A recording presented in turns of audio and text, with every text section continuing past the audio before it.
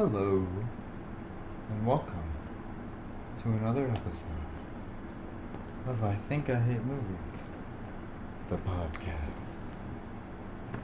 I'm your co-host, John.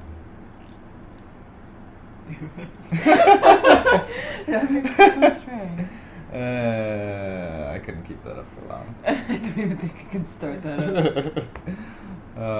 And I'm here with Ray, my other co-host. Hi, Ray. Hi. How are you? Good. Good. You want to talk about some movies? Sure. Movies are what we talk about on this podcast. So yeah, we will start off this one with our news segment, and we'll talk about something that is relevant. So it is April 2016, and just recently, I forgot the source. I should have wrote that down, but I didn't. Anyway, so there is a Ghost in the Shell movie in production right now, based on the anime of Japanese origin, starring Scarlett Johansson. And there was a screenshot from the production that recently hit the internet and set social media on fire and whatnot. And there are some people that are upset. I'm one of them. I'm one of them too. Alright, let's talk about it. So why are we upset? Why? Scarlett Johansson's popular. She's an actress person. She's already been in one movie about Japan that I don't like. Or should I say I hate? Yeah. Okay, so yeah, there's a problem here. And it's not a new problem, right? No, it's not. So a lot of people like to refer to it as the whitewashing in Hollywood. And by this I mean the choice and the casting of white actors to play non-white roles. And this movie especially is defined as a non-white role because of its origins, right? So And also something you were saying too. yeah. The rereading that article, you said they're also possibly applying CGI effects to make them look more Asian. Yeah, they which were is super fucked up on top of that. Yeah, they were screening, I believe they were screening a version of this film where, yes, they were using visual effects to, quote-unquote, make people look more Asian, which, that's a whole other bag of onions. Yeah. But when your choice actress to play the leading role of... Matoki Kusanagi, right? Matoki Kusanagi, I think right, that's it. who is a Japanese character in a Japanese story. There are so many problems with this. So many. And I guess the one that first comes to mind, or not even that, I guess maybe the first one that you can ground in maybe marketing or business terms is that there's so many diverse actors and actors of so many ethnicities that are just as talented as someone as, say, like Scarlett Johansson. Some even more. Some even more, right? That there's a wide swath of Asian actors that are totally capable of playing this role. And so when it comes to Hollywood, their first, like, it's an issue of the safe bet, right? Yeah. So, like, Scarlett Johansson is, quote-unquote, a safe bet for Hollywood because she draws crowds. She is, how do we put this? Action movie female star. Right, she's been in prior roles where she has proven to be, like, a capable, strong, quote-unquote, female protagonist. I feel like part of it is because she's also in Lost in Translation. So Really? I feel like But that was so long ago. it was, but I feel like it's also just like the short imagination span of Hollywood producers. We're like, oh, we've already seen her in this setting. She looks good in this setting. True, albeit the setting in Ghost in the Shell is more of a cyberpunk We'll Neo see what it Tokyo. is. I don't Yeah. trust anything anymore. That's true. If they're casting a white girl to play a Japanese role, then who knows what other things in the movie that they could fuck up. So anyway, yeah, from a business perspective, it's a safe bet, right? This will make money. This will draw audiences. I mean, we get. It's funny, and it's like ironic. The other day, we got somebody else's mail in our mail, and who's on the cover of the Cosmopolitan Oh, God, that we yeah. don't subscribe to.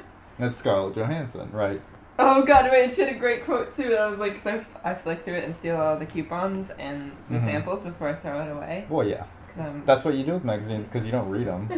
Nobody does that. I did read this, because it was in the little picture of it. She said she likes to choose characters that, based on how much depth she feels like she can put in an otherwise flat story into the character. That's what she said? Basically. I could go get it out of the trash and I could read exactly what she said. No, that's okay. Let's not explore the depths of our trash. It's a different podcast. So she's a safe bet. She can draw a crowd, and she has some kind of arbitrary quote unquote sex appeal. So she can get that male audience and that female audience. So from a business standpoint, Hollywood says, sure, we'll cast her. The bigger problem here, for me anyway, is the nature of this story. So it is a very, very Eastern or modern Eastern story that is very rooted in a lot of what makes Japanese media unique and theirs and identifiable, like the cyberpunk theme, the technology theme, the whole well, I guess you can say it's a little Isaac Asimov, but that theme of reality also being in there versus virtual reality is very Japanese. Like power through technology. Like that's Japan's whole thing, and that is why they're such a powerful nation now, is because back when the Ghost in the Shell story was originated, I mean, that's what Japan was doing. Japan was not a nation of war or a nation of armies. They were, if like, the one thing that was measurable that equated to power for them was technology. And that is why they're so prolific, is because they had such advanced technology, and their stories are very rooted in that. Using that era of Japanese storytelling is almost like the early horror. 90s. I was gonna say late 80s or mid 80s to early 90s. Yeah. It's almost like a gothic horror in like Western storytelling, because it's steeped in this feeling of this fear of what they've created too, which is great, and it's one of my favorite storytelling pieces. Yeah, they've moved on from like fear of the nuke to like fear of their own technological prowess, but at the same time not admiring it, but like honoring it. Like, we have created this technology and we need to respect it. Something like that, yeah. Yeah, it's kind of like there's like a push and pull with the amount of technology and the progress and the speed at which their technology... The speed of the progress and the people in control of it, I think, was always the sort of like crux of it. And it's this monster something that we've created, something we can control, hence the like Frankenstein parallel I'm trying to create. Yeah, exactly. So... And Ghost in the Shell is very rooted in that. Very much so. I mean, that's the whole crux and of also this story. Sort of almost Zen philosophy about your own personal I want to say soul, but it's not really a soul. It's just your own reality in a sense of that. Yeah. It's been a long time since I've seen Ghost in the Shell too. I think I should probably mention that. Yeah. I'm getting that out there now. Maybe we'll watch it for a podcast. Or just watch it. I would really like. Let's just watch I it. really liked the first two when I saw them. Mm-hmm. I would really like to rewatch them. Mm-hmm. I don't know about the later ones Mm-hmm. or the game. Oh. Video games. Video games. Video games. Yeah, I like that. So the apparent problem here then is, becomes this Westerner portraying an Eastern or a Japanese woman, and So they've already shown that they can't really comprehend even that small facet of it, which is a little worrying. Right. Something that's so deeply entrenched in Japanese culture. right. Yeah, I find to like on a surface level, I see it as like when I was younger and the movie The Last Samurai came out, and then it was starring Tom Cruise. And I don't remember exactly when that came out. I was probably a teenager, but I remember back then even going, "What the fuck? What? The Last White Samurai? The Last American doesn't make samurai?" sense even when you watch it too, because there's no point where he is a samurai at all, is there? Well, I've never seen it oh, you because have. for obvious Good reasons. choice. Good so, choice. I unfortunately have seen that movie. And the but it's title like makes no fucking sense. yeah, but it comes off like that, at least on the surface level, for me anyway. Ooh, new podcast movie. No. I'm going to remain clean of that, but that and Spider-Man 3. Oh. But no, but this encompasses a bigger problem in Hollywood. Yeah. And even when you look at it, okay, so I look at it like this too. You take something like The Ringu, which was originally a Japanese horror film, and it's very good. I from what I remember, I like that movie. The American version? No, Ringu. Oh, Ringu the first one? Ringu, Okay. right. And then it came over and it was remade with Western actors. And again, another very thematic element was kind of steeped in Japanese tradition, maybe, or like their style of horror. Yeah, and actually that is actually a movie I'm okay with, the first one, Mhm. first American version, because to me that felt like they just changed it to an American horror style that even a Japanese person watching that movie would recognize. Mhm. They didn't really change that much of the story. Right. The story was the same, but they made it visually appealing to a Western audience. Right. But even, well, I mean, beyond that, though, because the American Ghost in the Shell can be visually appealing, and I'm sure it will be, to some level. But narratively, it, like you said, it still worked. Right, and it wasn't a character piece. It wasn't something where you're caring about these characters, or that the characters have to be Japanese, because there's nothing about them in the story that like really links them to Japanese culture. Right. So I almost want to say that one's forgivable, even though it's still fucked up, because it's still a Hollywood movie remake. Yeah. But it has enough tribute in there to the original that it wasn't as bad as Ghost in the Shell seems to be. Yeah. And again, we haven't actually seen any of Ghost in the Shell other than this production photo, but I go to even something like Edge of Tomorrow, which is recent. Yeah. Or I guess when it was released on home, it was Live, Die, Repeat. Yeah. So they changed the name, which actually originally was based on a manga called All You Need Is Kill. And I think that movie works too. Again, not a super strong character piece, but the characters do matter, and it is a Western cast doing a Japanese story, but they embrace the Japanese side of it, right? Like they don't make any sacrifices to that. Like it's still, as far as Japanese action is concerned, it's over the top, and it's like, very bombastic and very like the sci-fi elements remain, but narrative. I mean, it still works with Western actors and white actors. That one I'm not so sure about because I never read the manga and I don't know its appeal in Japan. If that was something that like Japanese people wanted to see as a movie for a very long time, and then America took it and did it first, that kind of stings a lot. Yeah. I don't know. Well, it's interesting too because Japanese people are very enamored with Tom Cruise and certain Western actors, and Tom Cruise And is in this. are the characters explicitly Japanese in their manga too? Is the other thing I would wonder, because it seems like it was supposed to be an international army that they're in or whatever. It's a worldly. So I don't know. Takes on a worldly feel there, but anyway. Yes, continue. Like you can, I guess my point is you can do this properly. Yeah. But when the main role. Okay, so I guess my point was Edge of Tomorrow and Ringu and The Ring, they aren't Japanese stories set in Japan and focused on Japan and are very embodied by Japanese culture.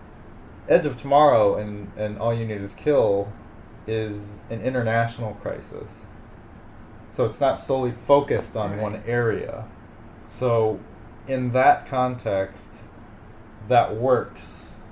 Especially if they're doing a different angle of a story that is like an international thing like that, but if they're literally remaking it. And Ringu is like, it is set in Japan, but it could be set on anywhere. The Grudge is an example of it backfiring horribly. Well, I've never seen the American version of The Grudge. Yeah. Where it's just like a white girl in Japan. Okay, exactly. Yeah, it's like, wait, what? Exactly. So it's that. It's the exact same movie, but they just replaced the main character with a white girl. Right. And that's fucked up.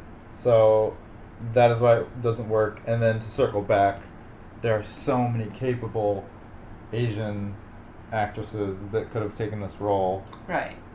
If all you want it to be is like spoken English, right? You can find an Asian American, or you can find just a Japanese person who speaks a Japanese actress who speaks English very well. It doesn't really matter. Like the first one that came to mind for me is Rinko Ikaguchi. Yeah, she has the hair in Pacific Rim too. Exactly, from Pacific Rim. She is. You could just take her off set; it would have been fine. Amazing in that movie. So, it's a real shame. It's a problem in Hollywood, and I don't see it changing soon. But I think these conversations need to be had, and seeing people on something like Twitter proclaim their outrage for this, I feel is encouraging, because I think these people, their voices should be heard. I think everybody who wants to, or who needs and feels the need to say something should say something. It's so strange that this is still happening when there's so many vehicles for people's voices to be heard now, and that there clearly are being heard, because you're seeing it influence certain films. It's just so strange and so sad that it's still happening. Yeah, it's a real shame. But I guess to steep ourselves deeper into the Japanese culture, so we've been watching recently a series on Netflix that actually Netflix just picked up as an ongoing series in Japan called Terrace House. And it is a Japanese reality show. It's 6 people in a house, and that's the show, right? So you can kind of draw your conclusions from there as to what happens, but it's basically, it's the human condition and human drama and all that. But it's done in Japan.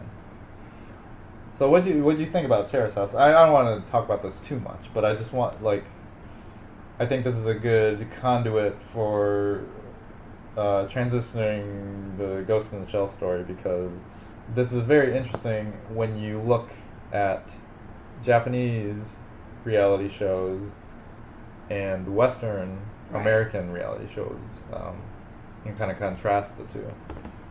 It was very interesting for me.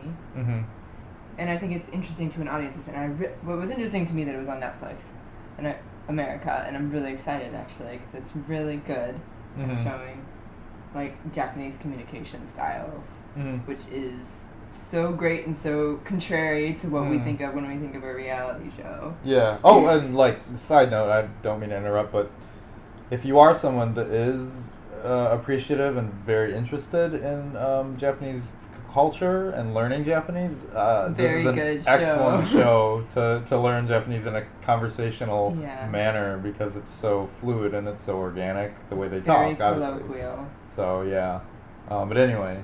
Yeah. It was refreshing in that too. Felt very good to hear that. Mhm. Yeah. And it's still interesting, and that's one of the things I really like about it. That it's still interesting that it, even though Japanese communication style is very much based on collaboration and consideration of other people, so it's just nice to have and a lot of people who are learning Japanese, and a lot of people who teach Westerners Japanese tend to make that seem hyperbolic and unrealistic, like you'll never be able to get this. And I really hope that's not true, because it's very understandable and the show shows you. Like, there is nuance to the way Right. they speak to each other, but that they nuance seek isn't clarity. lost. Right. That how much they go for clarity and how much they are considerate of other people's states and realize that other people, these other individuals, which is the thing that I love the most about it, is that like, to me this seems like a more individualized language of communication, because it's like an awareness that everybody is different. You do need to make sure you are understanding them clearly. Yeah. And it's coming from a culture that's stereotyped so frequently as being like a hive mind culture where you're just part of it, you just understand by osmosis. We're in an individual culture and we can't all be the same like that. Yeah, and that's like a bad assumption to make, because like, oh, there are so many people per capita that obviously they must have some, this hive mindset, but that's not how that works. It's like, not at all how that works, and people this are show different. shows that. And it's beautiful, and also how they're able to keep the pacing going, and it's still a very interesting show to watch, even though it doesn't have any of the conflict drama that you're used to seeing in a reality show. Yeah, and when that drama and that conflict does arise, it's not over dramatized, Right. As opposed to something like a Big Brother. So when to your point, that was one of the first things I noticed was, oh my God, these people are so polite. But maybe looking back in hindsight, it's not that these people are so polite. It's Americans are so fucking rude, right? We're just so rude to each other. Everything's not a game of trying to put yourself above other people. Although there is one character on Terrace House who seems to be trying to do that a lot. But there's always one, you know. But the drama seems very real and very organic. The other thing I noticed was it didn't feel like these people were in a prison. Right. And a lot of Western and other reality shows, that is kind of the crux of the show. You were stuck in this house, you were stuck in this place with these people, and it is like the producers of these shows put all these people together knowing very well that they are not going to get along, and then since they cannot leave this house, the producers, all their job is to poke at them and shake the beehive and irritate them so that there is conflict, but that just seems so false and derivative that, like, it's so fresh to see a show like Terrace House where these people are, it is just about their relationships and their interactions organic with each other. It doesn't feel like it's they're not manipulated. They're not trapped in this house. They can leave. They can keep their jobs. They can keep their occupations and go on with their life. The only caveat being they have to live in this house with these people. So it's really interesting. It's a very interesting look at Japanese reality television. Also, before I forget, there is a variety style show panel, which splits up the show. And helps pace the show, but there's a panel of, what is it, 6 people? Yes. That kind of, every once in a while they'll come in and comment and be like a little conduit to the audience, and they offer kind of comedic relief when situations kind of boil over or something, or they're on the precipice of like a fight or a conflict. Or if someone said something that wasn't clear in the show and they're all analyzing, somebody what did mean? something really stupid. So I thought that was really cool.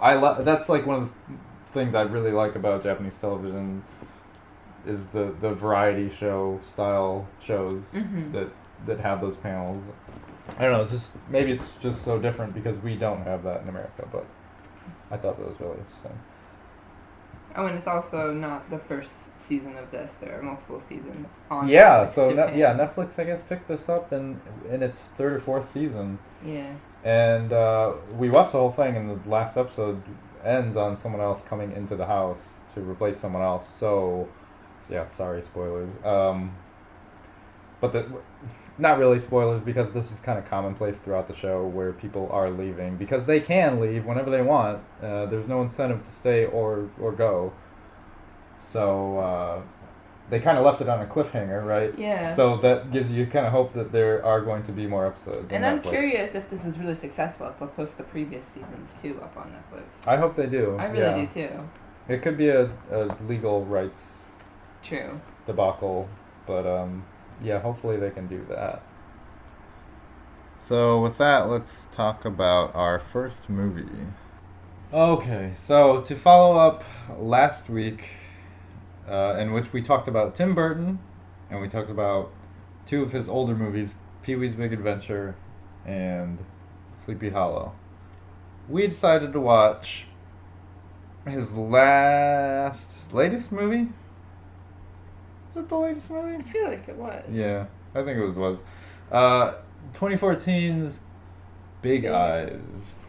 So this follows the true life story of Margaret Keane and her tumultuous journey, her success, and her relationships. And I don't want to call this a biopic. No. Because it's not. It's not. No. As many biopics often are. Right. This is more equivalent, I would say, to like Walk the Line, maybe? I feel like Walk the Line was more of a biopic than this one. But it's a very dramatized version. True. And but you can understand where everyone's coming from very well in Walk the Line, I feel like, personally. Mm-hmm. So, Big Eyes, the story of Margaret King, the famous painter of the Big Eyes paintings. The waves, as they call them in the movie.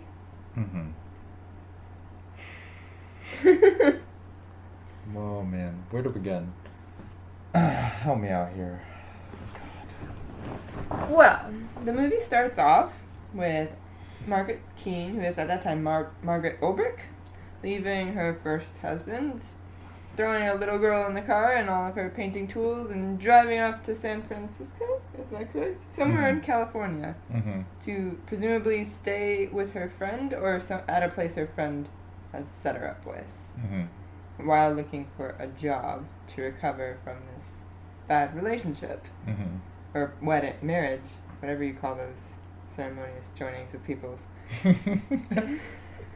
Wouldn't know anything about that. And then, that's when she meets the other character. Walter Keane, played by Christoph Waltz.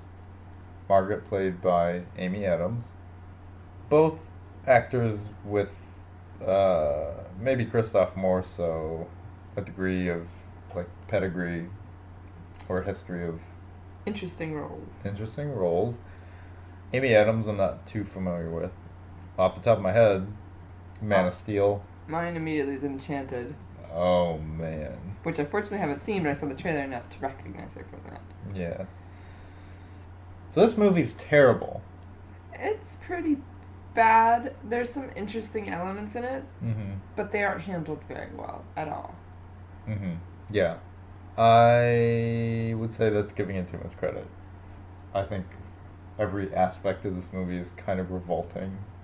It doesn't feel like a Burton movie, and with that said, or what I mean by that is his movies kind of have a charm to them, or they have... I do have something that might help this scenario, because I was reading, it might not, I shouldn't say help this, but it might help the understanding of why this happened the way it did. So I did read that this was originally a script that was going to be directed by the writers of the screenplay in 2007. Then they handed it off to a different director when they decided they couldn't direct it. And then Tim Burton decided to produce it. Okay. And then come 2012, Tim Burton's like, all right, I'm going to direct it too. Okay. You're still using the original screenplay from 2007 that was done by 2 other people who probably don't have a sense of humor at all. Right. So it's pretty much up to him to direct with a sense of humor, but he didn't. I don't think he altered the screenplay at all in the end. Right. So, yeah, in that regard, it feels like one of those projects that gets passed around in Hollywood that nobody really wants to take. Yeah. Probably because it's a bad screenplay. Yeah. I think it's close to Tim Burton too because he liked and knew the artist. Right. Which is also peculiar that he did it in this way. Yeah, so, okay, we'll get into that. Margaret seems like the kind of artist that Burton would be into, and he is. So you'd think he would show a little bit of respect or appreciation for her as an artist, and really want to tell her tale in his style. But oh man, the screenplay is god awful. It's pretty bad. It's bad. It's very formulaic. It's concerned too much with pacing, I feel, to develop characters properly. Exactly. And even then it seems to drag because you don't buy into the characters.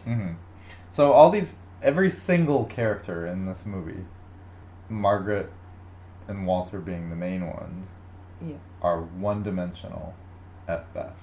That's where it hurts, though, because it's like there are moments where I guess where it's grounded in something that really happened, and they get these little flares of something that's interesting. Build off of that, because that's something I haven't seen in a movie like this. That's something I haven't seen on Lifetime, which is what this movie feels like. Yeah. Oh, yeah. But then it never builds that, so it doesn't.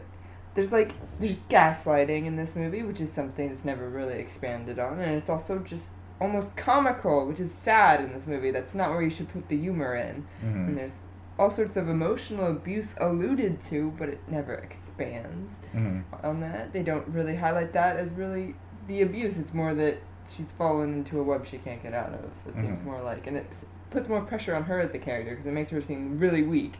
And yes, there is weakness there, but it's not a realistic weakness that's portrayed in the movie. Does that make sense? Right. So, for those of you who don't know the story, Margaret, the original painter of the Big Eyes paintings, her work was stolen by her husband her whole life. She went through over a decade of her husband taking credit for her work, and this eventually culminates in her divorcing her husband and proving to the courts and the world that she is the painter and she is the artist behind all these paintings that he is taking credit for. So it's like a very character-driven story, or supposedly it could be. It wants to be a Right. very character-driven story, and unfortunately, I feel that Tim Burton is trying to, he's spinning plates here, and the plates are just falling in the ground because he's trying to touch on all these themes and all these thematic elements, and he's trying to build characters, and he's trying to make this interesting setting and make it look good and all these things, and he's spinning all these plates unsuccessfully, like very unsuccessfully. And I'm not even speaking in terms of Burton and his pedigree or his, you know what I mean, like his in the context of his movies overall up to this point.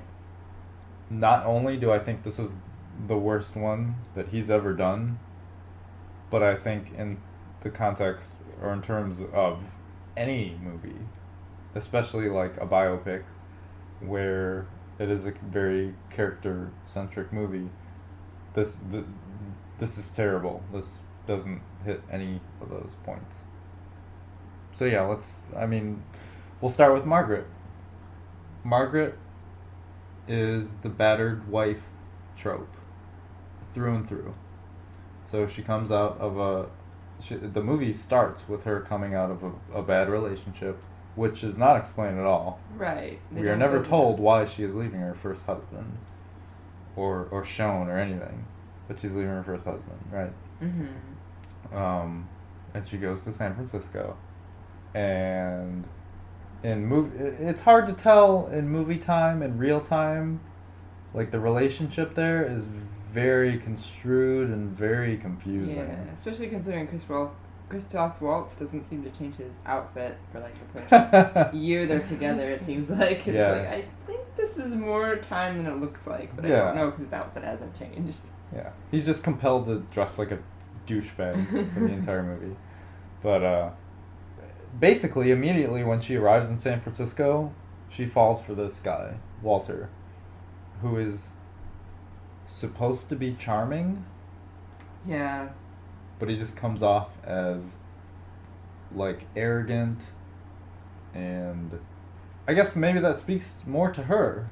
His character speaks more to her as a person because he seems like the type that is manipulative enough that a weak-willed person, which is what I take Margaret to be, because of him.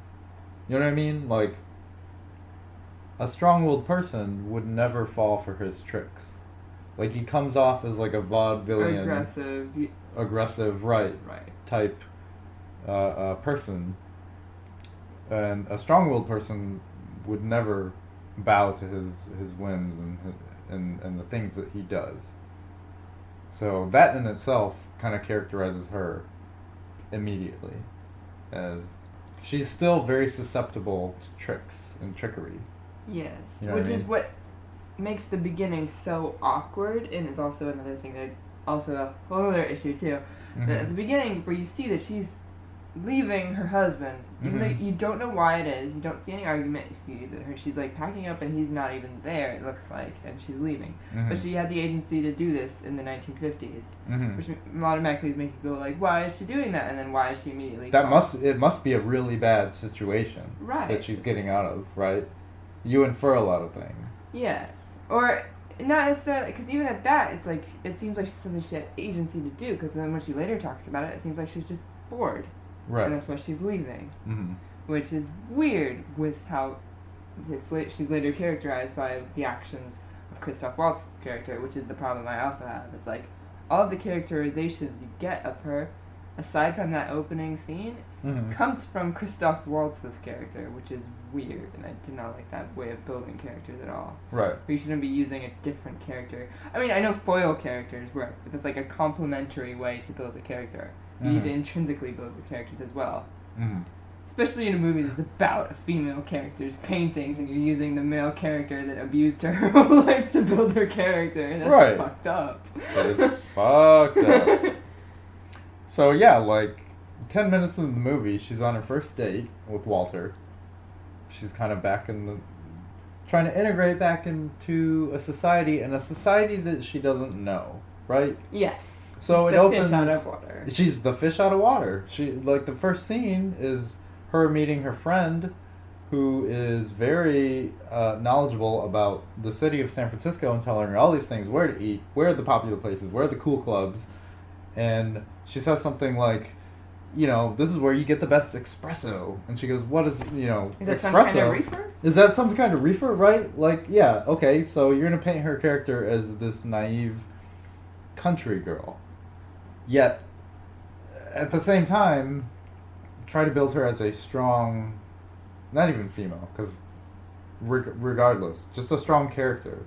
Like, we'll start off the base here, I feel like Burton wanted her to be someone you could root for or project on, or she's very central. But I don't think he accomplishes that in any way. Yeah, that's where it gets complicated with what he wanted with the character in the story. It's hard to say if he just wanted people to sympathize with her.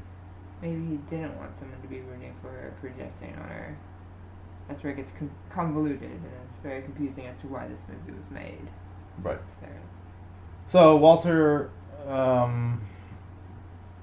discovers her paintings, and kind of by accident or circumstance, finds this commercial appeal for them through these other side characters. So he can, being like a con man, basically, he can make a quick buck. And he is a failed painter. Or is he? Or is he, right?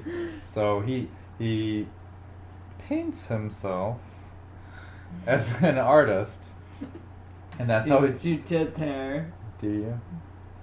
I see paint. Okay. Anyway, so he uses that to get close to her, to sell her art. They get married. Again, we're still in the first like 10-15 minutes of this movie. They're married.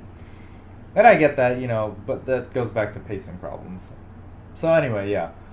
So now he's selling her paintings under her name, and it was, by this time in the movie, I was already kind of disassociated with everything that was happening, and I don't know what was keeping me in it.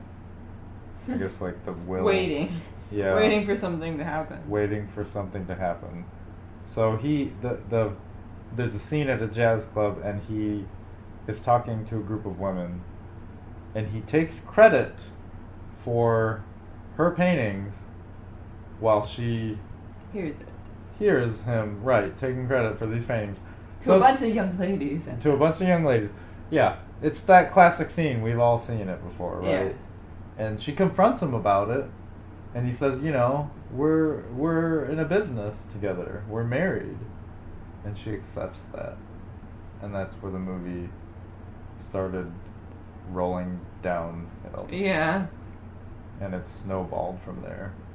They did make that scene very tense, so it felt like it was gonna be something more, but it didn't. It wasn't anything. Yeah. So I feel like the arc that her character goes through it feels artificial. It does. Like this whole movie kind of feels artificial. Because they didn't portray her as a real person. Right. They give her some flaws that are, yes, real flaws, but they didn't fit into a real person's dynamic. Mm-hmm. And the relationship with her daughter was really hurting that, too.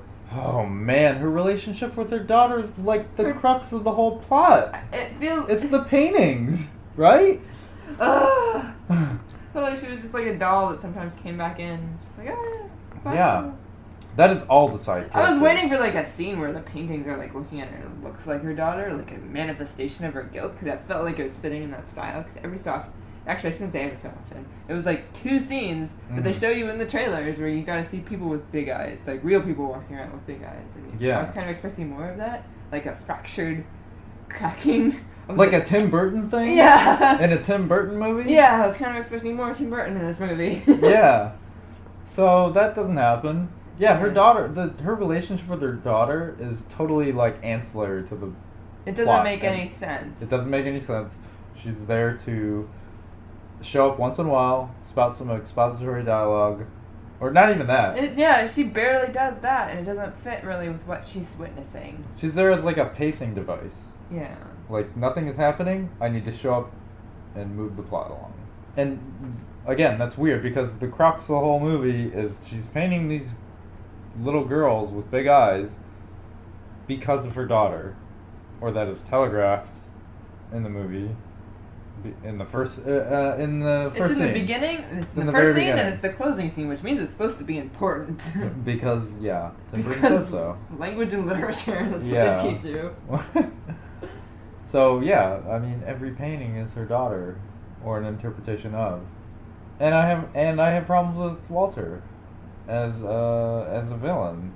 There are times where it's kind of trying to forcefully make you sympathetic towards him, and there are times when he is more than not. There are times when he is so outlandish and so over the top that he's not a real person. Yeah. And I feel like they didn't balance it enough with attempts to make you sympathetic for him. But then again, that wouldn't work because they weren't showing you a dynamic that would reflect that in Amy Adams' character, Margaret.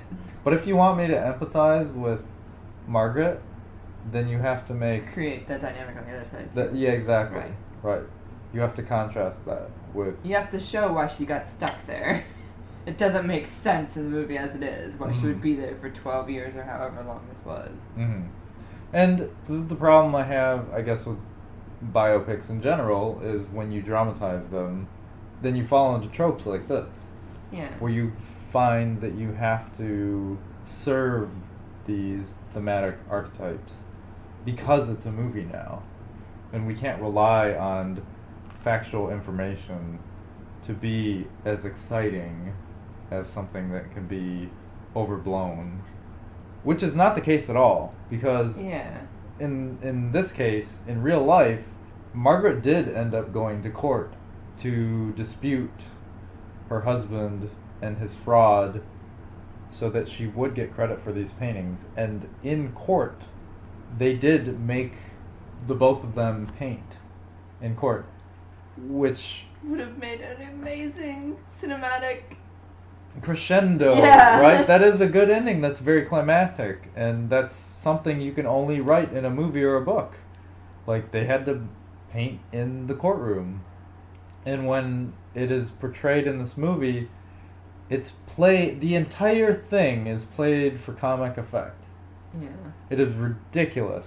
There's no weight to this scene anymore, because you want to culminate this huge drama and all her struggle, and then you play Walter off.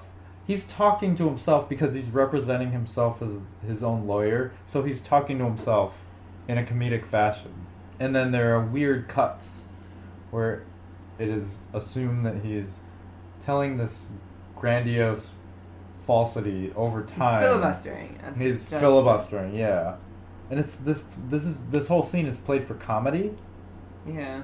And this is what you end on? So the screenplay's bad. And I wouldn't even say it's formulaic. I know. Because it's obviously it's based on like true people. Yeah. Real people. I'm wondering if a different director had taken the screenplay, if it would have gone a more serious route, and it was just Tim Burton grappling to put his style onto it when there's not much for him to grapple with in that sort of screenplay, because it's not his usual writer, and it was also not his usual editor. Mm-hmm. So I don't know. Yeah, it's the main characters are weak. Like the side characters just feel useless and ancillary. Like, what a waste of Kristen Ritter. Like, I think she's a great actress. I would love to see her in more things. I'd love to see her in more things, and she's there, to pop up and to be the voice of reason. Yeah, I was like, her character had some good stuff, but but Margaret doesn't listen to her. Right. I feel like this is trying to be an empowering movie to artists and to people in this position and to women, and it does none of those. Yeah. At all. Especially the part where it is empowering to women. Yeah. And granted, it's the 50s and the 60s in which this movie takes place. But come the fuck on. This movie came out in 2014. And Amy Adams' character is a battered housewife trope throughout. Until the very end. And in real life, Margaret won the settlement with her ex-husband, Walter. And I think she was granted like $4 million or something. It said the suit was for $12 million, but she might have only gotten part of it. Something like that, yeah. And she says, I don't care about the money. Margaret, the real person. I don't care about the money. I just want people to know that these are my paintings. And that's a very important message. But that is not translated at all in the movie. Mm. And you can even look back, there's an earlier part where the first time that Walter sells one of her paintings under his name, fraudulently, he comes home with money, and they're throwing it around, and they're kind of like in a celebratory fashion, Mm-hmm. and she's like overjoyed. Yeah, because they're poor. Because they're poor, right. And it's, is this really all she cared about at that time? Is money and supporting herself? Maybe. It's probably a big part of what she cared about at the time. Because they also strongly imply that was a big part of why she married him, was because she just needed something to support her. Mm-hmm. Yeah. And there are... Boo disagrees.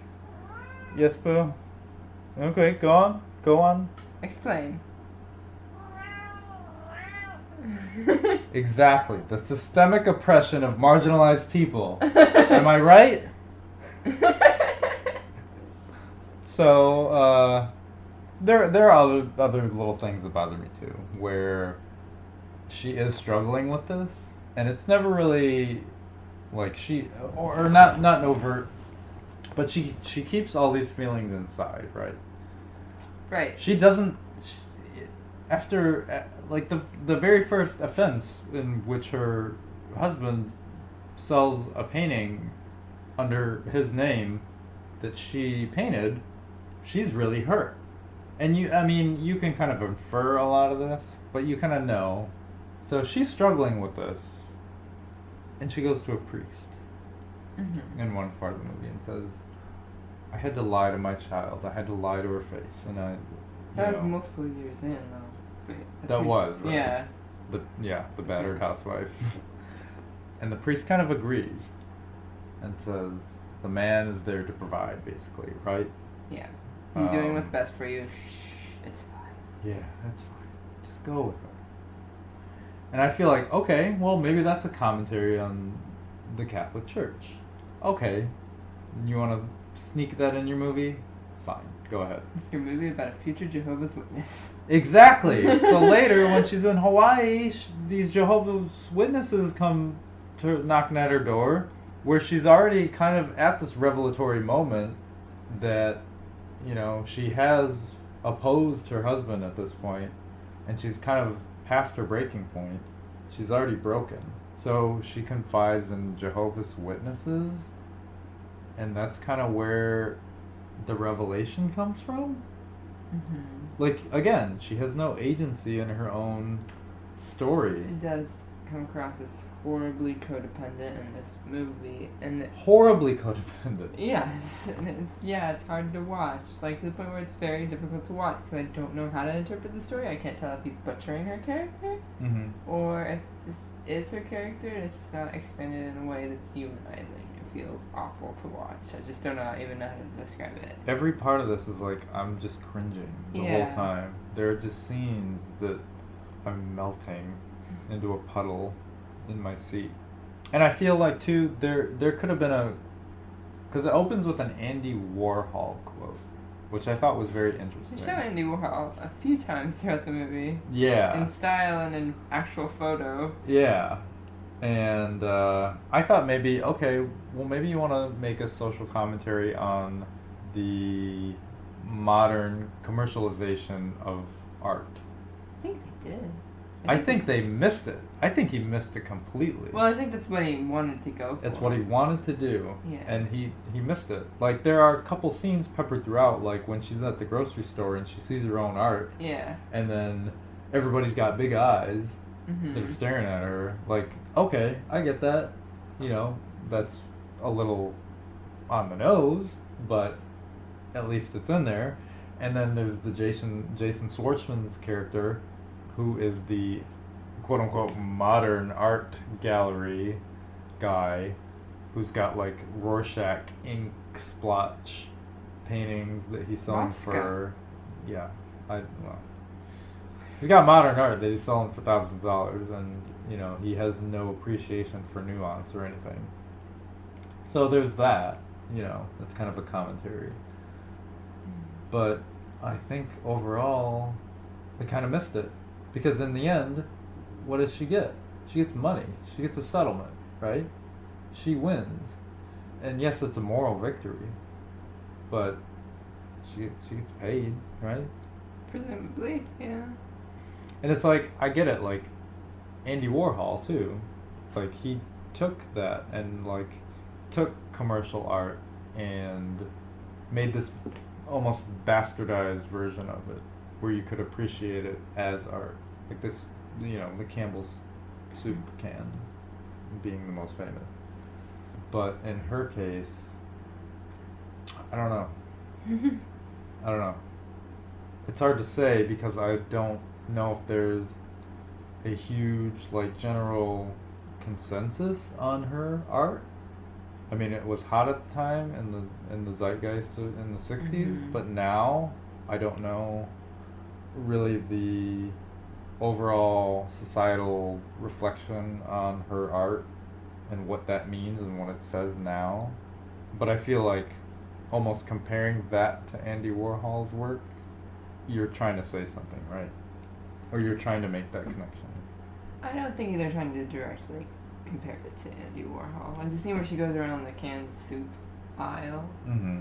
It's like that's what Andy Warhol was making fun of, was this commercial can of soup. Well, not making fun of it. You know what I mean.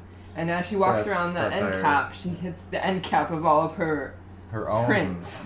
Right. All of her, like, literally, not even her art, it's her art turned into a commercial item physically. Right. As opposed to the inverse of what Andy Warhol's thing was there. Right. So it's like she's realizing this is an art, it's not being made by an artist. Mm-hmm. It's being produced Mm-hmm. by someone who wanted to be an artist. Right. So in that sense, if Margaret represents like the starving artist, and Walter represents kind of a corporate structure, I can put that analogy together in my head, and it kind of makes sense. But the way that it is portrayed in this film is so ham-fisted and so heavy-handed and so clumsy. The whole movie is pretty clumsy, yes. Yeah, that it doesn't work. No, this whole movie doesn't work either. It doesn't work. And it's interesting to note that at this time, Burton was separating from his then significant As she other. put it, the mother of his two bastards. The mother of. That's what she says in interviews. That's love. He was separating with Helena Bonham Carter. And it's hard not to make a connection here. When did you say he picked up this script? 2012. 2012. I don't know if that's when he decided to produce it or when he decided to direct it. Oh, okay. I mean, whatever. Everything we say is subjective. Mm-hmm. So I want to speculate. Yeah. Or no, I don't want to speculate. But it's easy to speculate that some of his personal and interpersonal issues were coming out into his film at this point because this conflict was going on. And if that is the case, that's gross. To me, I don't know. It's worked for him in other movies, I think. Kind of. Well, for some people. Yeah. Like Big Fish was another example. Mm-hmm. Where his father had passed away. And he really wanted to take that script, and he really wanted to make that movie. Yeah. But if him breaking up with Helena Bonham Carter at the time is analogous to Margaret's story being this broken woman, what did you say earlier? You compared them to two artists. So if it's like, it's analogous to like Tim Burton and Helena Bonham Carter, two artists that have been together Oh, I remember. for so long. Two artists that have been together and are in each other's work. They've infiltrated each other's work. Mm-hmm. Similar to Keane and Keane. They've become one person. They've completely integrated with each other. And all of Tim Burton's work can't be really, while he was with Helena, can't be isolated from Helena because she's in all of it. Mm-hmm. They're forever together. There's no way to separate that. Right. Yeah, there's and definitely an analogy to be made there. Mm-hmm. And it's almost, that's fine because it is reflective of Burton as an artist or as a director. But I don't know, I feel like if that is a part of it, and I am only speculating, but I just feel like that's so detrimental to this piece. It could have been better. I think that's also kind of, if it is, that's kind of the point, is that all this went on for like 12 years and nobody knew. Mm-hmm. And there's kind of also that dynamic too, potentially, where he's like, Mm-hmm. you saw our relationship through film, but you didn't see it. Mm-hmm. So that, you know, Right. could easily be read that way. So don't speculate. Long Yeah. story short, don't speculate. Yeah, that is totally fair, or unfair for me to speculate. But you can draw those parallels and those coincidences just in the timeline. You know, this is 2014, and then 2014 they quote unquote officially split up. Yeah. And I get that. Like, I get that an artist's work, their real life will reflect on their work. Mm-hmm. A a lot of times, and especially the emotional facets of it. right, and I think that's important. Mm-hmm. That is kind of the embodiment of Margaret's work, because all her paintings were of her daughter, and these big eyes. That there's so much to tell there. There's a story there. That, you know, eyes of the woman of the soul, blah blah blah. But there's a sadness there, and there's kind of a subversive, somber element to her paintings, even though these eyes are big and inviting. And if you want to equate that to this movie being Tim Burton's big eye painting, he fails at that completely. In every facet. Like, I don't think this movie looks good.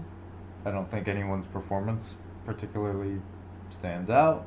I think the screenplay is rushed and the pacing's bad and the dialogue is clumsy or whatever. But most importantly, I don't think you're paying real tribute to the real artist here. And that's to me the biggest shame and the biggest failing of this movie. And it's not, I don't know, it doesn't feel like a Burton movie. These movies are like fun and charming in some way. And this is just, do you want to see like a it's woman? sad that doesn't want to be sad. Yeah, yeah. Do you want to see a woman just like go through life taking shit from everybody, getting steamrolled over like her entire life until it's too late? No. Like, I'm not interested in that story at all. I'm sorry. I get, like, if you want to write a strong female lead that does go through turmoil and does stumble and fall and pick herself up, but it's just it's painful to watch, and maybe that's the point. Yeah. But I can't empathize with that. I can't empathize with any of that, especially when they're just, it is a caricature and it is, you know, a bad trope at this point. Burton's lost it. Burton, I have no interest in seeing, ever watching a Tim Burton movie ever again. And that's fine, you know, like, that we have to move on sometimes, you know, like. Yeah, I think I will definitely watch some after this. Yeah. So I'm curious to see the timeline. You just want to see him devolve into a madman? I'm curious if he'll evolve. get better. I'd rather see him evolve into a madman. The madman that he once was. Yeah, it could go that way. 'Cause environment's definitely changed. Mm-hmm. So it's curious. It's easy to lean on nostalgia or look back at some of his older works maybe and have a fond appreciation for them and the time, and you have to take them all in context. But you know, like I said, we just watched 2 of his older movies last week, and I think they hold up fairly well for the most part. And it's just, I don't know, it's maybe sad to see. No, it's sad to see a director with a vision and an eye for the strange do something like this and just lose his way. Stumble. Because, yeah. I'm hoping it's a stumble, not a trip and fall flat on your face for like 8 years. I think he broke a hip here. Oh no! He needs a hip replacement. Oh no! That's what I'm saying. I hope he finds a hip replacement. So, I don't know. I think he needs more focus. I think this movie loses focus. It's trying to touch on too many topics and too many things and themes. It felt distracted. That's what I feel like. So Yeah. I'm hoping he gets less distracted. Yeah. I don't know. Maybe we have to reflect on Burton more overall, like his as a career. Burton as a director overall.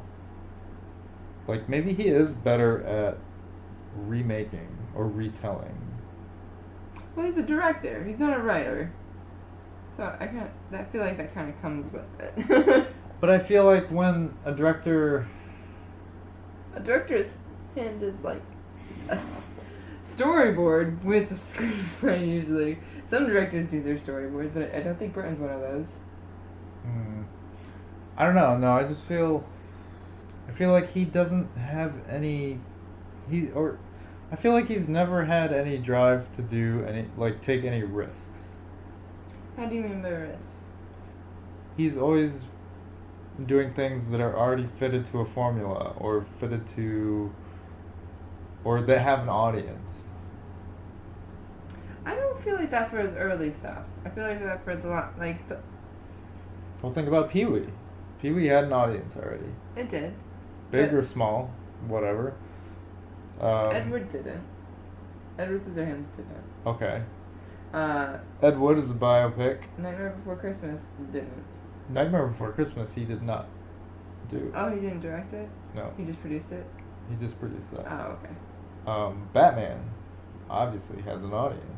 I'm trying to think what else he did. Earlier stuff. Sleepy Hollow didn't really have a fan base. It just had a children's story that he... Well... But again, it's based on... A story. A story that has some lineage, that has some kind of... It does have various versions, I guess. Right. I don't know, maybe I'm coming to a realization. Maybe Tim... I don't... It's not this big revelatory moment where I think that maybe Tim Burton isn't all that he's cracked up to be. But you can definitely say in the past decade or so, he's just putting out trash. He's putting out slop. He's putting out... Nothing feels like it has a very intimate... Or nothing feels that he has very intimate love or deep appreciation for it. That's where I'm getting the giving up feeling from his stuff. Where I shouldn't say giving up, but like... Where he feels like he wants to create a piece. Mm-hmm. And he's trying, but I think he's got too much constraints on him now, and he doesn't have also the pressure of it needing to be accepted. Because he knows no matter what, he has a loyal audience that I don't think he respects very much. I don't think he does either. I feel like at a certain point when the constraints get too hard on him to make the movie, he just kind of gives up and just tries to finish it. Right. And that's where it starts falling apart. Yeah, it's diminishing returns, and it feels like too he never takes a break. He always has to. He's always got to be constantly doing stuff. There used to be a pretty wide gap between Burton movies. Right, and now he's putting out a fucking sequel to Alice, the Alice movie he did. Is he directing it? I don't know, but it's got his name on it. He's involved somehow. It's like, just calm down, man. Chill out. Look what happened to George Miller. He took like 20 years off, and he comes back and makes Fury Road, and he makes a perfect movie. So, is it George Lucas syndrome? Maybe? No, like, he's not a tweaker. I don't think. He's not a tweaker. He doesn't have a sense of I think he's hubris. proud of it, and I think that's what resonated with this. I think he resonates with Margaret Keane in the story. I think he's just got this private compulsion, which makes it harder for him to do his art in his way.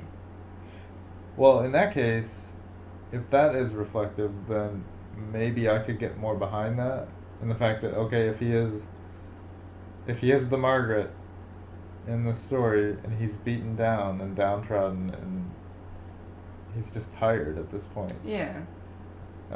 I get that, but, well, I mean, to reflect that in Margaret, that's,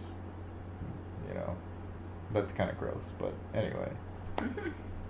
I don't know, to retroactively, or not retroactively, to have like this retrospective look at his movies now, I can see that there are diminishing returns, and I think I can kind of separate that from nostalgia, and I think I can judge each one of his works on its own merits. And something like this, something like Big Eyes, doesn't, it's not even the sum of its parts. It's like, it's a mess. And speaking of Big Fish, we just watched that recently, not too recently, but a couple weeks ago, months ago, something like that. Big Fish is a very personal movie and a very personal story to him regarding, the reasons why he made it, right? His father passed away, and he wanted to take the script after much turmoil and kind of the tumultuous nature in which the screenplay got passed down through Hollywood. But anyway, he took it, and that movie's, it's fine. It's, it's fine. And it should, but it should be better, especially someone who's so personally connected that to the was another story. one with some really good actors in it that just fell kind of flat on its face. Yeah. That's, maybe it's more of a commentary. I mean, maybe it's more of a commentary on how Hollywood movies are made and the system in which it takes to get a movie made. And maybe Burton isn't made for the system, because it is an industry that is growing bigger, and it is changing, and he seems to be one of those directors that is very grassroots, is very, embedded in the old ways of filmmaking. That's what I feel like. This was trying to a return to basics. This film was an attempt at that, but still strange because it didn't have as many stylistic elements as even his most basic films. But even that, like, his character stuff, it's bad. Yeah. He doesn't I'm not capture. trying to support the film. Right. I'm just trying to understand how it happened. Yeah, totally. I don't know what happened. Yeah, like his character stuff in this movie is, he doesn't capture any emotion. This movie is emotionless. It has a lot of emotions. It's just emotion misfiring. But it's false emotion. Yeah. It's totally artificial. And I forgot to mention too, Danny Elfman, his pal, did the soundtrack, and it was terrible. This is the worst Danny Elfman. I don't know. Maybe he's one of those guys too. I don't know. Maybe Danny Elfman didn't know what to feel either when he was watching this and trying to do the soundtrack. He's just like, I don't know. Hit a drum. Fuck. Who am I doing this for again? Yeah. There's like a weird, bad, pseudo-modern jazz motif going on, but then, I don't know. Some of it seriously sounds like the free stuff you get on YouTube if you want to make a video, and they're like, you can use this without credit. Yeah. Public domain. Public domain music. Totally. It sounded like public domain music, but anyway. Maybe it is public domain music. Maybe Danny Elfman has been putting all the public domain music on YouTube. Maybe. I don't know. Terrible movie. Do not recommend. Do not go see this movie. Terrible. Bad. So, to contrast that, as a palate cleanser, we then watched 2002's Frida, directed by Julie Taymor, based on the book, based on Frida Kahlo, the expressionist, surrealist, self-portrait painter from the 40s, 50s. Earlier than that. That's She right, watched she King passed Kong in the theater. Yeah, she passed away in the she 50s. met Georgia O'Keeffe Yeah. while she was in New York. 20s, 30s, 40s. Yeah. Early 20th century painter. Prolific painter. Excellent painter. One of my favorite painters. So Frida is kind of a vertical slice, or maybe larger than that, a slice of her life, starring Selma Hayek and Alfred Molina. God, why did I say that? Antonio Banderas is it? Yeah, he's in a scene. And Ashley Judd. Yeah. Wasn't it? Yeah, she. And Edward Norton. There are a lot of weird cameos in this for 2 seconds. Yeah, that was a good cast. It was. Yeah. I like this movie. I did too. I saw this movie when it came out. It was a long time ago. Or it seems like a long time ago. It was over a decade ago. It was over a decade ago. Just keep reminding me how old I'm getting. The passage of time flows ever constant. So anyway, so Frida. So you hadn't seen it. I had not seen it. I've wanted to see it, but I wanted to know more about Frida before I saw it. Mm-hmm. She's a very interesting woman. She's a very interesting Was a very lady. interesting woman. What did you think of the movie adaptation? It was very good. The soundtrack was amazing. The soundtrack was amazing! The music The in this movie is so good. body paint sequences, particularly of when they flash to like art-inspired shots of that like were sort of pacing markers or part markers, really, of the story. Mm-hmm. Those were beautiful. Mm-hmm. But I really like the body art ones, in particular. They were like tributes to her actual paintings. Mm-hmm. And the acting was really good. Yeah, so for those of you who don't know, Frida Kahlo is a Mexican, or was a Mexican artist, active communist, self-expression, self-portrait painter. I don't want to say surrealist. Her paintings do evoke a surrealist vibe, but I know for a fact she hated being called a surrealist, because she said, like, I paint what I see, I paint reality, or what I see, which is kind of the expressionist aspect of that. But she kind of led a tragic life. She did. She had went through a lot of hardships. Like, when she was 18, she was involved in a bus accident that injured her very greatly.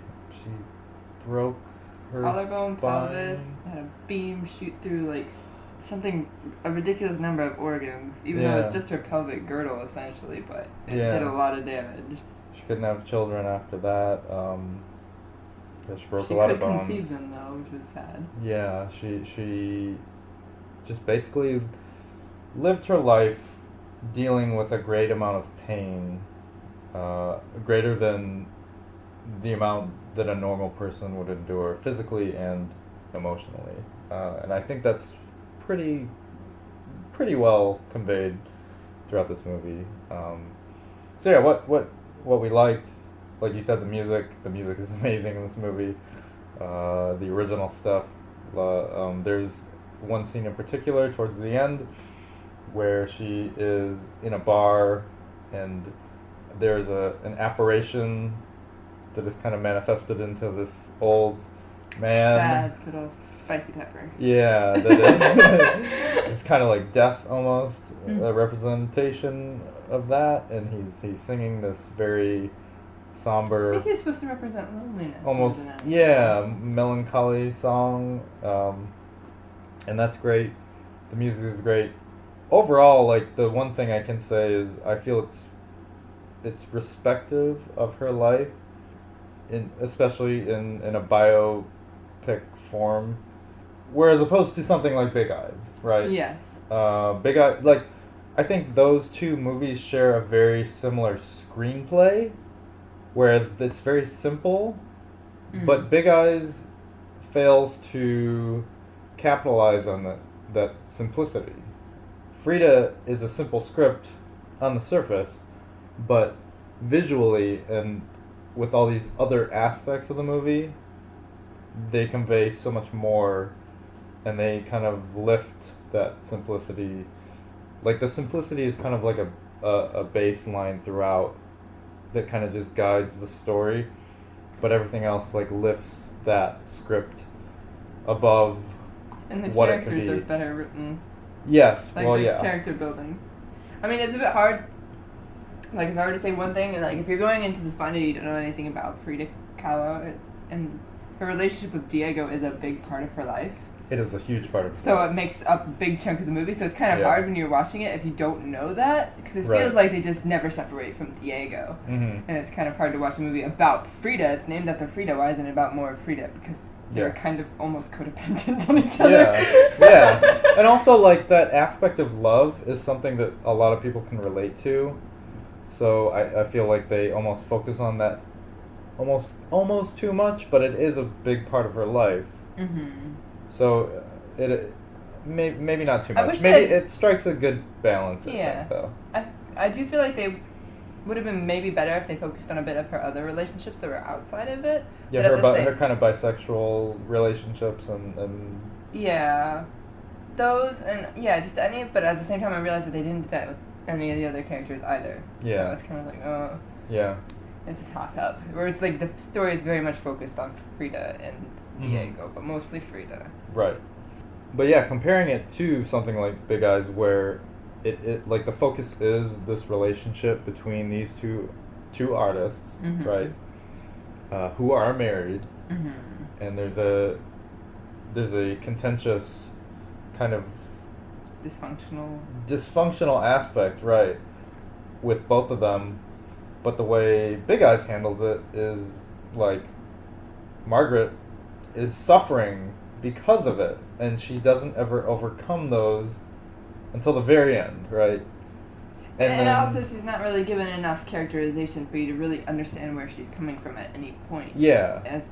Like Margaret it feels like Margaret in Big Eyes has no agency over her own life. She's almost like a bystander to her own life. Yeah, it's very exactly. hard to watch. And Frida is she has full agency. Like, I mean, in real life, obviously, she did, but maybe that speaks to the kind of woman she was, or the time she... Well, no, because it's just like, you can see why she's doing what she's doing. She makes mistakes, and you see her mistakes, but you also see how she reacts to her mistakes. With the Margaret story, you don't even understand the mistakes she's really making because you don't see her doing anything. And it's understandable for a character to be passive or to be really confused about their situation, but you're never going to see that with Margaret, really. You see more what he's doing to her. Right. And even that seems almost like a caricature, so you're never really going to see a realistic reaction to what he's doing to her that would characterize her. Yeah. Yeah, that's like the characters in Frida are so well characterized, and they never do touch that aspect of being a caricature. Like, they're always... Going back to the script being kind of simple, and I'm not saying that pejoratively, I'm saying that as a positive thing, because she was so visual and she was a painter, you want to represent that in the movie, and using words and over dramatized hyperbolic script would have kind of put a damper on that, I think. So a lot of it is done through visuals, and I think that is done really well. Yeah, I really liked it. Just the framing, the cinematography in this movie is really good, conveying emotion through. There are some scenes in this that almost remind me of like good Scorsese, where they're almost like they're very busy. There's always something going on in every scene. Like it's busy, but not to the point of being distracting. But your eye is always drawn like everywhere, and it kind of, I don't know, like every scene is very punctuated and like has a point. And you get that point. Like there are no just throwaway scenes in this movie. Yeah. And I don't even want to equate that to being like efficient, quote unquote, but it's just it has really good pacing, and just the way it's filmed I thought was really admirable. And then going back to Burton, and it's like so easy to draw parallels between these two movies because they are so similar. So it's like I don't feel it's unfair to do that. But compare and contrast. And contrast it, right. But holy shit, like fucking this movie had everything that Big Eyes needed to have. Right. Like all those scenes. That's like why Big Eyes hurt so much. Yeah. Like they had like the right skeleton, but they didn't put the meat on it. Yeah, like all those transitional scenes that you were talking about in Frida, where they did use different filming techniques, like that's what Burton needed. Like that, and that's why I was so waiting for the eyes. Yeah, the eyes. And that's so evocative of Burton's style. Like 10 minutes or I don't know, 15 minutes into Frida, like after she gets in her accident, there's a scene where she's in a coma, obviously, and they're using claymation, like Day of the Dead skeletons. Yeah. And it mixed with real flesh-looking stuff, and it's perfectly like just the right amount of creepy, like her art, where it's just like a perfect mix of stylized gore. Almost. Yeah, and it's so Burton, and it's like maybe that's what happened as he watched this, and he's like, I can't copy it. I can't live up to that. Yeah, And then, yeah, you go on through the movie. There's scenes that are using her actual real art and these body painted Salma Hayek portraits and stuff, where there's like kind of they put motion into her paintings, and yeah, like all those scenes are like everything that I wanted. They were like the candy at the end of the plot. Like yeah. I was waiting for them because they started getting so good. It was just I really like the I really like that one, the sad dark man. Yeah, and it's cool. But when you mix them up with these expository scenes, like that works. Like there's when you put that contrast there. Yeah. It almost gives it like a musical feel. Yeah, because her life was like this big, grand thing when you look at it in retrospect. Everybody's is. Right, and it's important. Right, there's a distinction there. It's important to not over dramatize someone's life just for like vague, thin appeal or pacing. Like so many artist movies.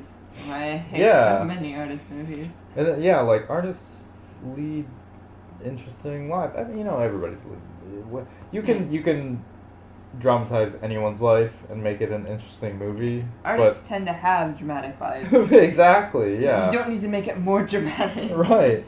And then when you have someone like Diego Rivera and Frida Kahlo together, you can kind of focus on those two entities and the drama that they endured, and kind of extract that drama and make that interesting and tell people and show people, the audience, why those were interesting. So I really like that aspect of it. It was good. I guess maybe the one thing that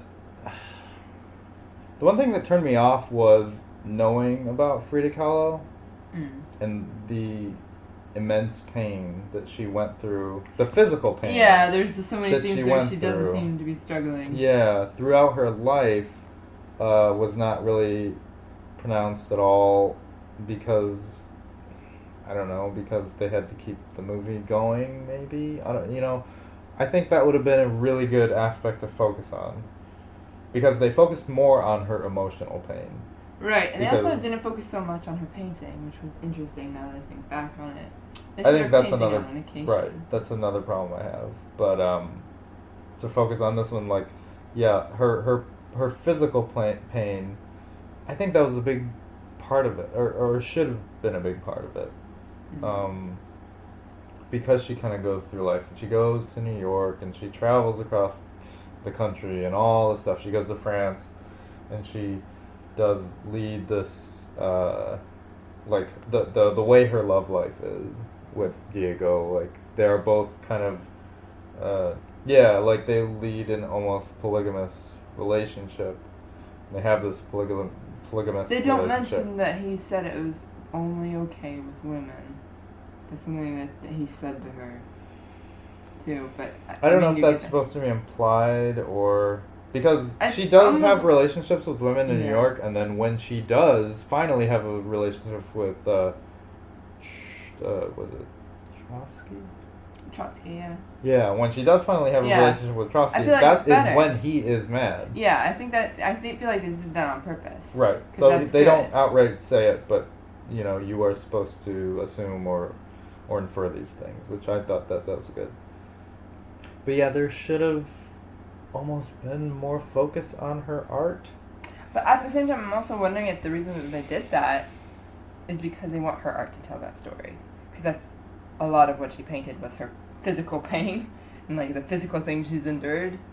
Right. And like the art itself, they don't want to tell that story for you. They're like, that's there, and she did that for you. You need to go see that yourself. Mm-hmm. So they wanted to focus on stuff that was happening behind the curtain. Mm-hmm. Yeah, maybe more people are going to be more interested in the human drama aspect. Mm-hmm. But I mean, that was so much a part of who she was. Yeah. I kind of feel like there is a missed opportunity there. Mm-hmm. Like you said, like the body painting scenes with her are amazing. Those are really cool, and there should have been more of those. At the same time, I don't, because it leaves you wanting more. But I think that's so good. Yeah. But they because if they did it too much, it would have been too much candy. Yeah. Yeah. And even like the political stuff, like because she was a communist. Yeah. And it's like a backdrop. That's what I was, because it's always whenever I read about Frida, but I think it's also because I tend to tune it out a little bit because I don't know enough about Mexican politics throughout history to really know what period this is Well, I know the timeline of when it's happening, but I don't know what exactly was happening in context of when Mexico. Like their political climate at the time? Yeah, this huge communist uprising in Mexico that I didn't really know about. I know it happened because I've read about Frida before, but I don't know the details of what was going on and how that influenced how active her art. It was. Yeah. She was like active in that movement since she was in high school. Yeah, absolutely. Yeah, I mean, that's kind of where this movie starts out, in high school. She's 18 or whatnot. But yeah, I kind of felt like the political aspects felt more like a backdrop to move the plot sometimes. Yeah. As opposed to something that was very adherent to her core beliefs, which it absolutely was. I mean, there's the whole scene in New York when they go to New York and Diego paints for the Rockefellers, and he paints Vladimir Lenin on their wall, and that's a whole thing. But I thought that was more used as a device to further the love story. Yeah. Which, like again, it's hard to criticize. In there too. They have right. Where she says that just fuck it. The diversity between the poor and the right. In New York, she's like it's America's demise or whatever. Yeah. Yeah, they don't show that it's a big core belief for her as much as they show it's a big core belief for Diego. Yeah. Right. But it never felt like that, and like I said, it's hard to criticize a movie like this where it is based on a real person and it is a biopic. But it stays true to who she was because it never feels like Diego or Frida, either one of them is more quote-unquote powerful than the other.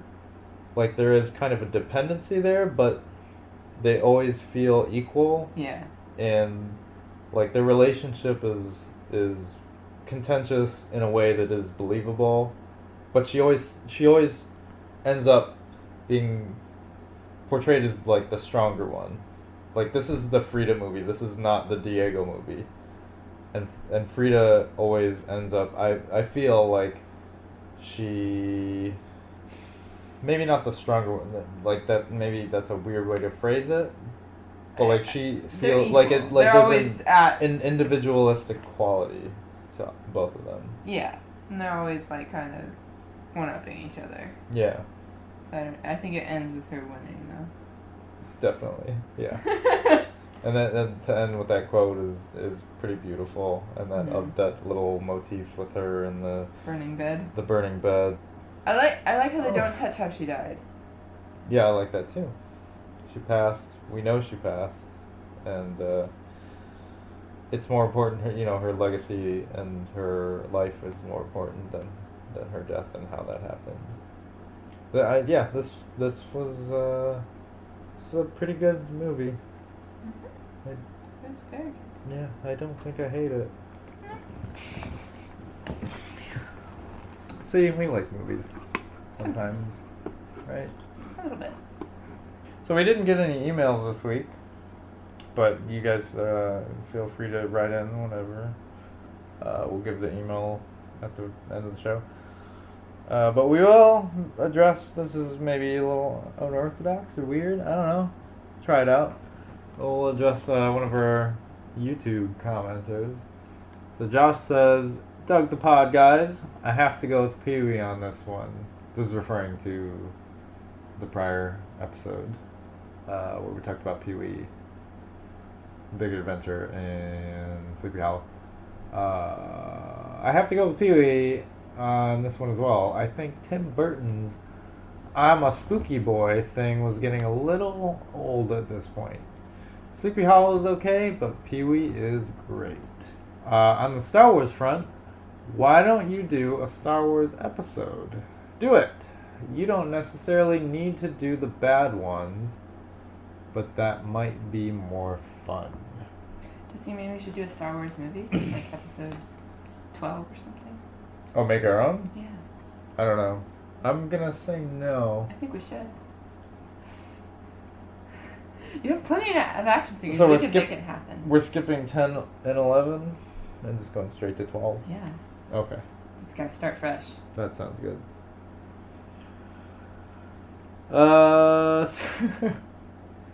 So to Josh, yes, I think Pee-wee's better than Sleepy Hollow. And yeah, at that point, I think maybe his I'm a spooky boy thing was kind of getting old. I don't know, but that's Burton. I mean, but at this point, like you said, he's kind of a defeatist. He has that kind of attitude. But not by Sleepy Hollow, I don't think. That's, Oh, no. That's post-2000. Yeah. Burton. Yeah. And then Star Wars. And then Star Wars. Do you want to do this to yourself? Is the question. To the prequels? No, we're not doing the prequels. Like to that point, no, we're not going to do the prequels. I'm sorry. There's so much. I mean, like the prequels are bad. They're fucking bad movies. They're terrible. There's not enough to talk about there. Or I mean, there's a lot to talk about there, but I don't want to talk about it. Maybe It'll go on for days. Yeah, it'll be that. Like you want a 5-hour podcast? Maybe, I don't know. We could do that, I guess, but. I mean, those movies are flawed. There are plenty of people who have already voiced their opinions on the prequels. Mm-hmm.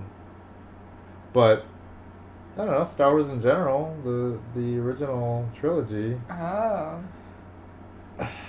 Again, like there are plenty of resources and voices out there that have kind of said their opinion on the original series. And they're good movies. Maybe, I don't know, maybe a retrospective would be in order. I don't know. I'm kind of the professional of Star Wars. I'd be the odd woman out. Yeah. I mean, Star Wars scholar. but like, Star Wars is such a vague thing.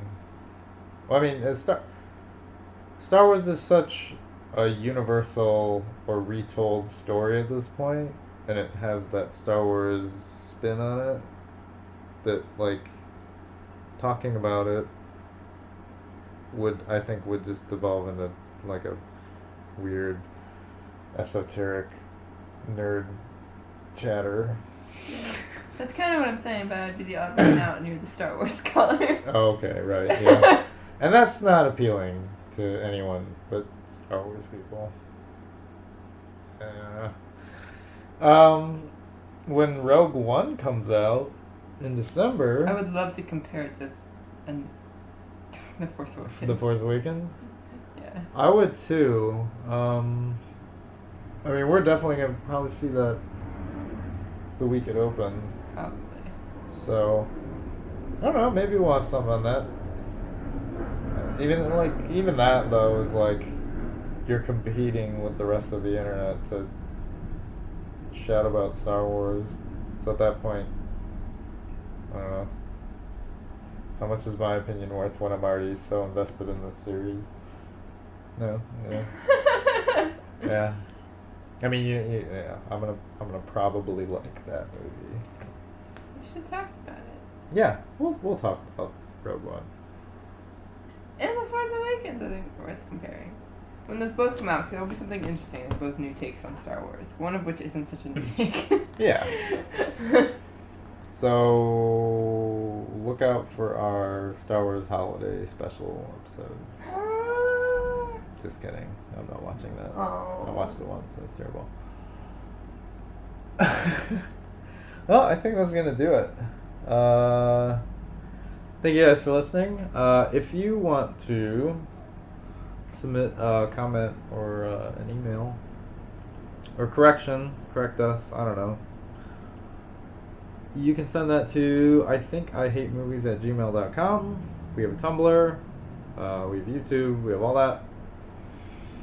I'm at Twitter. I don't know. my handles anywhere. I don't know. If you want to get at me directly, I'm at Twitter at McJanPanwich. At Twitter. And Ray, where can they find you? Tumblr. Tumblr? Yeah. Resident Tumblr poster and writer.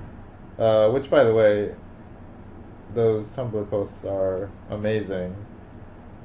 Artfully done, well written. Gift. You like my dad jokes? Yeah, I do. I really love them. There's real craft in those Tumblr posts. So there is. I'm not joking. Like, I'm not even fucking joking. Those are really good. That's why I let you do them, because I do shit Tumblr posts. Mine are garbage, or I just reblog stupid stuff. So please check the Tumblr out, guys. It's really worth your time. I promise you that. So yeah, that's gonna do it. We will see you guys next week for another episode of the I Think I Hate Movies podcast. See you later. Bye-bye.